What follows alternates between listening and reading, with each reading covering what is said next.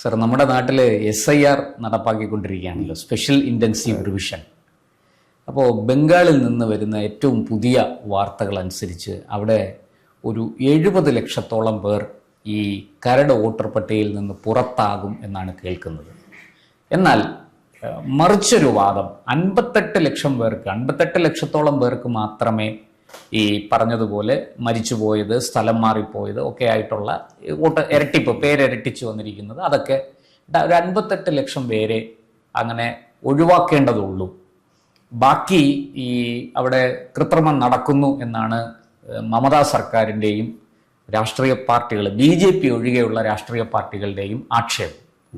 ഈ സത്യത്തിൽ ഈ ബംഗാളിൽ എന്താണ് സംഭവിച്ചുകൊണ്ടിരിക്കുന്നത്? ഈ പറയുന്നത് പോലെ ആൾക്കാരെ അങ്ങനെ അങ്ങ് ഒഴിവാക്കാനുള്ള ഒരു ശ്രമം തെരഞ്ഞെടുപ്പ് കമ്മീഷൻ നടത്തും. ഒരു ഭരണഘടനാ സ്ഥാപനമല്ലേ, അവർ അങ്ങനെ ഒരു ചതി നമ്മുടെ വോട്ടർമാരോട് ചെയ്യും? നമ്മുടെ വോട്ടർമാരോട് ചെയ്യുമോ എന്നുള്ളത് പ്രസക്തമായ ചോദ്യം. കാരണം പറയുന്നത് നമ്മുടെ വോട്ടർമാരോട് ചെയ്യാനുള്ള സാധ്യതയില്ല. ഇല്ല. പക്ഷെ നമ്മുടേതല്ലാത്ത ഇന്ത്യൻ പൗരന്മാരോട് നമ്മുടേതല്ലാത്ത വോട്ടർമാരുണ്ടെങ്കിൽ ബംഗാളിലെ ഇപ്പോൾ ഈ ഉപതെരഞ്ഞെടുപ്പല്ല, നമ്മുടെ നിയമസഭാ തെരഞ്ഞെടുപ്പ് 5 സംസ്ഥാനങ്ങളിലേക്ക് നടക്കുന്നത് ഒരുപക്ഷെ വൈകി പോകാനുള്ള സാധ്യത, ഉത്തരവ് തെരഞ്ഞെടുപ്പ് കമ്മീഷൻ ഈ വിജ്ഞാപനം വരാനുള്ള കുറച്ചൊരു താമസം വരും. കുറച്ച് വെച്ചാൽ 2 ആഴ്ച താമസിച്ചാൽ പോലും അത് താമസമാണ്. അപ്പോൾ അതിന് ബംഗാളിൽ തന്നെയാണ് എൻ്റെ വിഷയം. ബംഗാൾ എന്ന് പറയുന്നത് വളരെ മർമ്മപ്രധാനമായ ഒരു സംസ്ഥാനമാണ്. പ്രത്യേകിച്ച് ബംഗ്ലാദേശിലെ മാറ്റങ്ങളൊക്കെ നമുക്ക് അതിർത്തി, ഏറ്റവും കൂടുതൽ അതിർത്തി പങ്കിടുന്ന ഒരു സംസ്ഥാനമാണ്. നാളിതുവരെ ഇത്തരം അതിർത്തി സംസ്ഥാനങ്ങളെ വേണ്ട വിധത്തിൽ ഉള്ള കണ്ണ് അവിടെ പതിയാത്തത് കാരണമാണ് ഇപ്പോൾ കേന്ദ്ര സർക്കാർ ഭരിക്കുന്ന സർക്കാരിന് വലിയ ബുദ്ധിമുട്ട് അത് ഉണ്ടാക്കി വയ്ക്കുന്നത്. ചുരുക്കത്തിൽ പണ്ട് ഇടതുപക്ഷം അവിടെ ഭരിച്ചുകൊണ്ടിരുന്നപ്പോൾ ചില വോട്ട് ബാങ്കുകളെ ഇവർ സൃഷ്ടിച്ചെടുത്തിരുന്നു. ഇപ്പൊ കേരളത്തിലും അതുണ്ട്. ഇപ്പൊ പുതിയ നേറ്റിവിറ്റി സർട്ടിഫിക്കറ്റ് ഒക്കെ ഇവിടെ വരികയാണ്. ഈ കേരളത്തിലും അത് ഇപ്പോ ഈ നേറ്റിവിറ്റി കാർഡുകൾ വഴി. അപ്പോൾ ഇത് രാജ്യത്തിനകത്ത് നമ്മുടെ ഒരു രാജ്യത്ത് മാത്രമേ ഉള്ളൂ ലേബലില്ലാത്ത, രാജ്യത്തില്ലാത്ത കുറെ അധികം പേര് നമ്മുടെ രാജ്യത്തെ പൗരന്മാരായി ജീവിക്കുന്ന ഒരു ദയനീയമായ അവസ്ഥ. എന്നാൽ അവർ അഭയാർത്ഥികളോ അല്ലെങ്കിൽ ആ പട്ടികയിലൊന്നും വരുന്നവരല്ല. ഇല്ല. അപ്പോൾ ഈ പൗരത്വ രജിസ്റ്ററുമായി ബന്ധപ്പെട്ട പ്രശ്നമുണ്ട്. ഇത്തരം പ്രശ്നങ്ങൾ NPR ഇതിനകത്ത് ബംഗാളിൽ ഇപ്പോൾ സംഭവിച്ചുകൊണ്ടിരിക്കുന്ന കാര്യം എന്ന് പറയുന്നത് ഏതാണ്ട് 58 ലക്ഷം പേര് പുറത്തായി. മതിയായ രേഖകളില്ലാത്തതുകൊണ്ടാണ്. ഉണ്ടായിരുന്നെങ്കിൽ ഇതൊന്നും സംഭവിക്കില്ല. ഇപ്പൊ ബംഗാളിലെ പ്രശ്നം എന്ന് പറയുന്നത് മമതാ ബാനർജി പറയുന്നത് ബീഹാറിലൊരു നിയമം, ബംഗാളിലൊരു നിയമം, അതെന്തുകൊണ്ട് എന്നാണ് ചോദിക്കുന്നത്. അത് ഒരു എക്സാമ്പിൾ ഞാൻ പറയാം. അതായത് ബീഹാർ ഇപ്പോൾ അംഗീകരിക്കപ്പെട്ട ഒരു അതോറിറ്റി നിങ്ങൾക്കൊരു കുടുംബ സർട്ടിഫിക്കറ്റ് തരാം, നിങ്ങളിവിടെയാണ് താമസം, നേറ്റിവിറ്റി എന്നൊക്കെ പറയുമല്ലോ, നമ്മളിപ്പോൾ ഓഫീസിലൊക്കെ വാങ്ങിക്കുന്നത്. അംഗീകരിക്കപ്പെട്ട ഒരു അതോറിറ്റി തന്നു കഴിഞ്ഞാൽ അത് അക്സെപ്റ്റ് ചെയ്യും. പക്ഷെ ബംഗാൾ അത് ചെയ്യുന്നില്ല. കാരണം ഇപ്പൊ തന്നെ അടുത്ത ദിവസങ്ങളിൽ 7 ഉദ്യോഗസ്ഥരെ ഇലക്ഷൻ സസ്പെൻഡ് ചെയ്യും. അവരിൽ ആരോപിക്കപ്പെട്ട കുറ്റം എന്ന് പറയുന്നത് അനധികൃതമായി രേഖകൾ ഇവര് കണ്ടില്ല എന്ന് നടിച്ചുകൊണ്ട് ഉൾക്കൊള്ളിക്കാൻ ശ്രമിച്ചു എന്നാണ്. അതായത് വേണ്ട വിധത്തിൽ രേഖകൾ പരിശോധിക്കാതെ കയറ്റക്കാരെയും പറ്റിയും തള്ളിവിട്ടു എന്നുള്ള ആരോപണം നേരിടുന്ന 7 പേരെയാണ് പുറത്താക്കിയത്. ഇത് ആരും തെരഞ്ഞെടുക്കില്ല. അപ്പോൾ ഇലക്ഷൻ കമ്മീഷൻ ഇവരുടെ നന്ദിനി ചക്രവർത്തി ചീഫ് സെക്രട്ടറി ഇവർ ആവശ്യപ്പെട്ട് ഇമ്മീഡിയറ്റ് ആക്ഷൻ എടുക്കാൻ പറഞ്ഞു. ഇതിൽ ഒരുത്തനെയും വെച്ചുകൊണ്ടിരിക്കാൻ പറ്റില്ല, പെട്ടെന്ന് എടുക്കാൻ പറഞ്ഞു. അപ്പോൾ അതവിടെ നടക്കുന്നുണ്ട്. ആർക്ക് വേണ്ടി നടക്കണേ? മമതയ്ക്ക് വേണ്ടി. മമത ഇപ്പോൾ വല്ലാത്തൊരു കുരുക്കിലാണ്.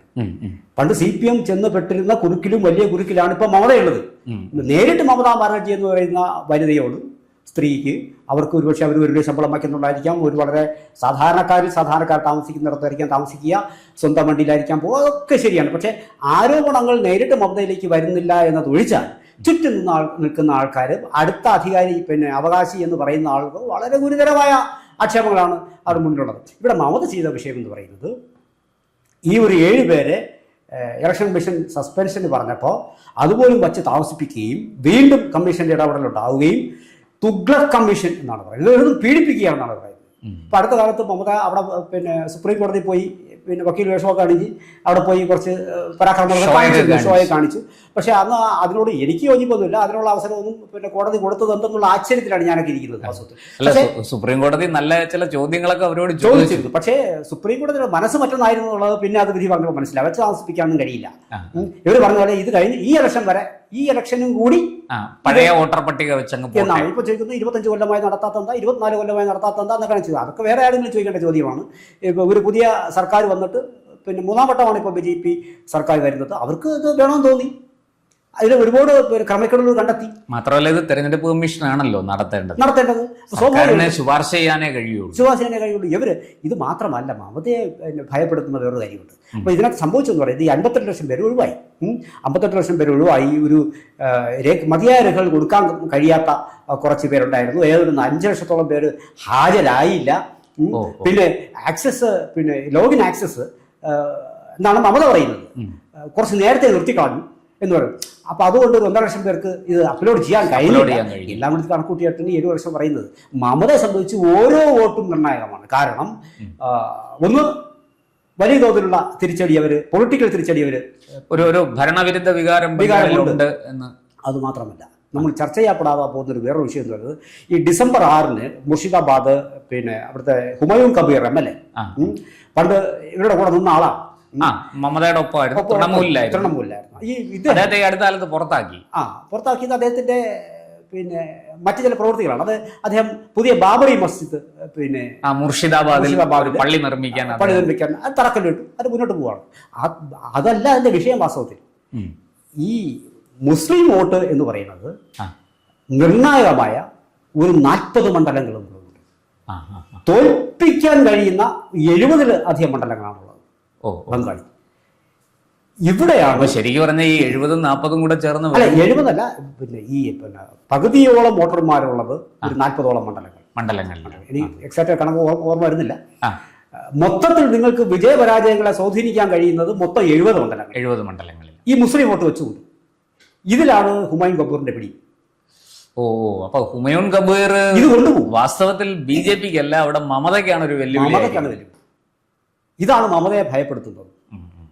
അതുകൊണ്ടാണ് പറയുന്നത് മറ്റൊരു OIC ആയി ഇദ്ദേഹം മാറുമെന്നുള്ള ആരോപണം വരുന്നത് അവിടെയാണ്.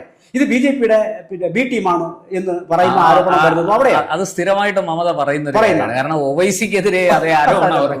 അത് ബംഗാളിൽ പുതിയ അവതാരം ഇതാണെന്ന് പറയുന്നത്. ഇദ്ദേഹം പിന്നെ എങ്കിൽ BJP അനുകൂല നിലപാട് എടുത്തിട്ടുണ്ട്. ഇപ്പൊ വന്ദേമാതരത്തിന്റെ ഇഷ്യൂ വന്നപ്പോഴത്തേക്ക് ഇദ്ദേഹം എന്തുകൊണ്ട് പാടിക്കൂടാ എന്നുള്ള നിലപാടെടുത്താണ്. വന്ദേമാതരത്തെ അനുകൂലിച്ചിട്ടാണ് അദ്ദേഹം പറഞ്ഞത്. അപ്പൊ ഈ 70 മണ്ഡലങ്ങൾ വളരെ ക്രൂഷ്യലാണ്.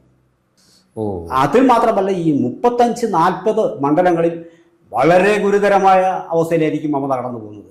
ഈ വോട്ടുകളെല്ലാം കനത്ത തിരിച്ചടി. ഇത് ഈ പറയുന്നത് പോലെ ഇത് വർക്കൗട്ട് ചെയ്താൽ മമത ഇല്ല. പിന്നെ ഏത് വോട്ട് ബാങ്കാണോ മമതയാക്കി ഇത്രയും നാൾ നിർത്തിയത്, ആരാണോ മമതയുടെ താളം ഓരോ വാക്കുകൾക്കനുസരിച്ച് തുള്ളിയത്, എന്തെല്ലാം വൃത്തികേടുകൾ ഇവിടെ ചെയ്തു കൂട്ടിയത്, അതെല്ലാം ബാബറി മസ്ജിദ് എന്ന് പറയുന്ന ഒരു വികാരത്തിന്റെ പേരിൽ ഹുമയൂൺ കബീർ അടിച്ചുകൊണ്ട് പോകും. ഇത് വോട്ടായി മാറില്ലെന്ന് കാണാൻ പറ്റില്ല. കാരണം വലിയ 3000 കോടി കണ്ടാണ് എന്ന് പറയുന്നത്.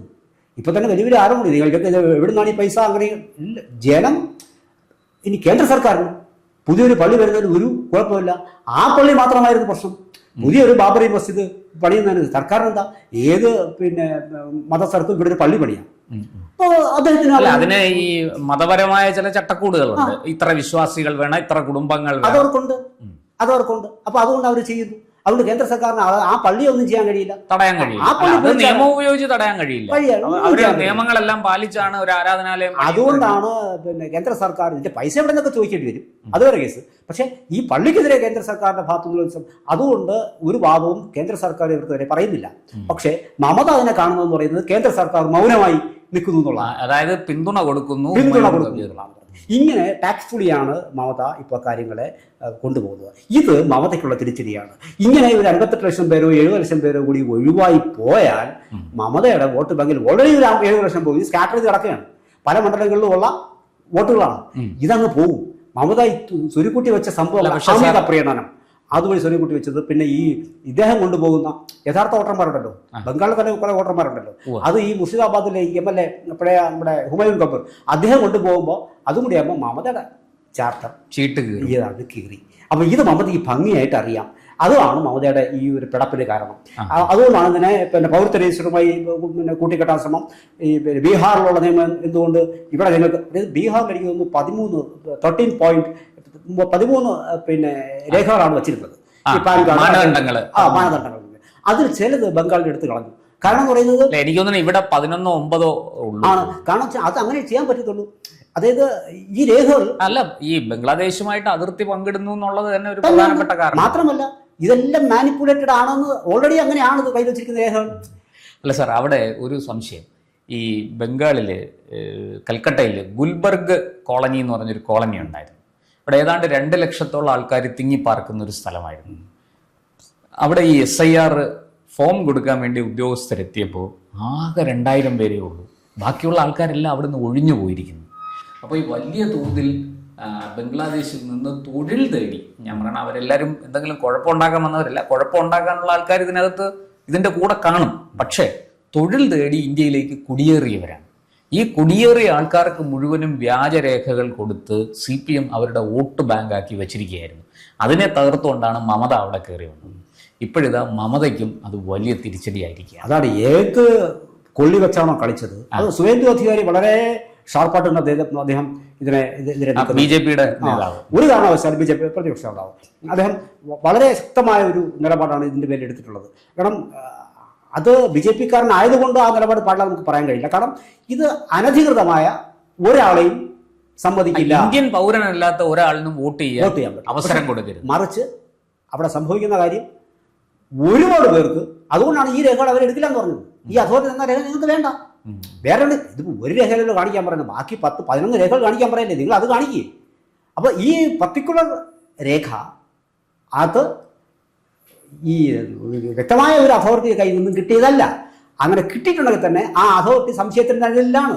ഇത് അറിയുന്ന സർക്കാരാണ്, കേന്ദ്ര സർക്കാർ, പിന്നെ ഇലക്ഷൻ കമ്മീഷനാണ്. അതുകൊണ്ടാണ് ഇത് പറഞ്ഞ പീഡന കമ്മീഷൻ, തുഗ്ലക് കമ്മീഷൻ എന്നൊക്കെ പറഞ്ഞു. മമതയ്ക്ക് വാക്കുകൾക്കൊന്നും പഞ്ഞൊന്നുമില്ല മമത ആഞ്ഞടിക്കുന്നത്. സത്യത്തിൽ ഇതൊരു നിലനിൽപ്പിന്റെ പ്രശ്നമാണ്. ഈ ഒരു കളി 28 തന്നെ പ്രഖ്യാപിക്കുമെന്നാണ് പറയുന്നത്. അങ്ങനെ പ്രഖ്യാപിച്ചില്ല എങ്കിൽ ഇത് പിന്നെ മറ്റുള്ള സംസ്ഥാനങ്ങളുടെ തെരഞ്ഞെടുപ്പിനെ കൂടി ഇത് ബാധിക്കും. ഒരുപക്ഷെ ഈ ഒരു ഷോർട്ട് പീരീഡിനിടയിൽ ഇങ്ങനെയൊക്കെ സംഭവിച്ചിട്ടാണ് എനിക്ക് പിന്നെ വോട്ടർമാരുടെ തെറ്റിദ്ധാരണ പരത്താനും. അല്ല, പക്ഷെ സാർ അവിടെ ഒരു സംശയം. ഏത് ഇലക്ഷൻ നോട്ടിഫിക്കേഷൻ വരുന്നതിന്റെ തലേ ദിവസം വരെ വോട്ടർ പട്ടികയിൽ പേര് ചേർക്കാമെന്നാണ് കേന്ദ്ര സർക്കാർ പറയുന്നത്. തെരഞ്ഞെടുപ്പ് കമ്മീഷനും അതിനെ ശരിവെക്കുന്നുണ്ട്. സുപ്രീം കോടതിയിൽ അവർ സത്യവാങ്മൂലം കൊടുക്കുകയും ചെയ്തു. അപ്പൊ അങ്ങനെയുള്ളപ്പോ പിന്നെ എന്തിനാണ് മമത ഇത്ര പറയുന്നത്? ഈ ആക്സസ് ഡിനേ ചെയ്യുന്നതാണ്. ഇപ്പൊ നമ്മൾ തന്നെ PSC സൈറ്റിലോട്ട് കയറുമ്പോൾ പെട്ടെന്ന് ചിലപ്പോൾ ചില ദിവസങ്ങളിൽ എല്ലാവരും കൂടി കയറുമ്പോൾ ഇത് സ്വാഭാവികമാണ്. തിരക്ക് കൂടുമ്പോൾ ട്രാഫിക് കൂടുമ്പോൾ സംഭവമാണ്. അപ്പൊ അത് ഇവർ പറയുന്നത് പർപ്പസ്ഫുള്ളി ഇത് ചെയ്യിക്കുന്നു എന്നുള്ളതാണ്. അപ്പൊ ഈ സ്ത്രീ ഇത് ഇങ്ങനെ പറഞ്ഞു നമുക്ക് മനസ്സിലാവും, മൂർച്ച കൂട്ടി വരികയാണ്. അപ്പൊ ആൾക്കാരുടെ വലിയ കൺഫ്യൂഷനാണ്. ഇനി എല്ലാം ഇതിനും വലിയ സംഭവം ഇനി വിഷയം നടക്കാനിരിക്കുന്നുള്ളൂ. ഈ 58-70 ലക്ഷം പേര് പോയി, അവര് വോട്ടർ പട്ടികയിൽ പേരില്ല. മറ്റേ ചത്തവനും ഒക്കെ ഇനി ജനിക്കാനിരിക്കുന്നതൊക്കെ പട്ടികയിലുണ്ടായിരുന്നു. നാട്ടിലില്ലാത്തവൻ, ചത്തവൻ, ഒരാളിന് തന്നെ ഒരു സ്ഥലത്ത് വോട്ടുണ്ടെങ്കിൽ വേറൊരു സ്ഥലത്ത് കൊണ്ട് വ്യാപകമായ അഴിമതി നടന്നിട്ടില്ലായിരുന്നു എങ്കിൽ ഈ പ്രശ്നം വരില്ലായിരുന്നു. ഇത്രയും അവിടെ സ്വാഭാവികം. കേരളത്തിലൊന്നും വലിയ പരാതി, കേരളത്തിലോ തമിഴ്നാട്ടിലൊന്നും വലിയ പരാതി വരുന്നില്ല. ദിവസം നീട്ടി കൊടുക്കുന്നു. അപ്പൊ അതൊക്കെ ശരി, അതൊക്കെ നമുക്ക് ആവശ്യങ്ങൾ പറയാം. ഒരാൾക്ക് ഒരു പിന്നെ ചിലപ്പോൾ 2 ദിവസം പോരായിരിക്കാം, ഒരു 4 ദിവസം വേണം. അല്ല സാർ, ബീഹാറിൽ പോലും 10-55 ലക്ഷമോ 60 ലക്ഷമോ പോയി. പക്ഷെ അതിൽ ഉയർന്നത് 2 പരാതിയാണ്. സുപ്രീം കോടതിക്ക് പോലും അത്ഭുതം ഉണ്ടായി എന്നുള്ളതാണ്. ഇത് നാട്ടിൽ നടക്കേണ്ട കാര്യമില്ല. ഇനി വരാൻ പോകുന്നത് ഒരു വലിയ വിഷയമാണ്. ഇത് കഴിഞ്ഞിട്ട് ഈ 70 ലക്ഷം പേരെ ഇനി ഇവരെ ആരും പിടുത്തുകാരല്ലെന്ന് തീരുമാനിക്കപ്പെടും. മമതയ്ക്ക് അതൊക്കെയാണ് ആശങ്ക എന്ന് പറയുന്നത്. നമ്മൾ ഈ ബംഗ്ലാദേശിൽ ഇപ്പോൾ പുതിയ തെരഞ്ഞെടുപ്പ് കാര്യങ്ങളൊക്കെ വെച്ച് നോക്കുമ്പോൾ ഇവരെ നാളെ പിടികൂടുന്നതിൽ യാതൊരു തർക്കം വേണ്ട. അത് മാത്രമല്ല, ഈ 2025 എമിഗ്രേഷൻ ആൻഡ് ഫോറിനേഴ്സ് ആക്ട് വന്നിട്ടുണ്ട്. അപ്പോൾ ഗുരുതരമായ ശിക്ഷ, 5 വർഷം അകത്ത് കിടക്കണം, 5 ലക്ഷം രൂപ പിഴയും കൊടുക്കണം. അപ്പൊ ഇതൊക്കെയാണ് പിന്നെ ഒക്കത്തെടുത്ത് വച്ചവരെ താഴെ ഇറക്കാൻ മമതയ്ക്ക് കഴിയുന്നു, വോട്ടിന്റെ പേരിൽ കഴിയുന്നില്ല. അതാണ് ഇപ്പോഴത്തെ വിഷയം. എന്തായാലും നമുക്ക് വരട്ടെ, 28-ാം തീയതി വരെ സമയമുണ്ട്. എന്താണ് സംഭവിക്കുന്നത് നോക്കാം. എന്തായാലും ഒരു കാര്യം വ്യക്തമാണ്, ഈ പറഞ്ഞതുപോലെ മമതയുടെ ആ വോട്ട് ബാങ്ക്, ഉണ്ടാക്കിയെടുത്ത വോട്ട് ബാങ്ക് സമ്പൂർണമായിട്ടും ശിഥിലമായിരിക്കുന്നു. മമത തോറ്റു തൊപ്പിയിടാനുള്ള എല്ലാ സാധ്യതയും തെളിഞ്ഞു. കൂടുതൽ വാർത്തകളും വിശേഷങ്ങളും നേരിട്ട് ലഭിക്കാൻ ജനങ്ങളിൽ നിന്ന് ജനങ്ങളിലേക്ക് ജനഭൂമി ന്യൂസ് സബ്സ്ക്രൈബ് ചെയ്യൂ. ബെൽ ബട്ടൺ അമർത്താനും മറക്കരുത്.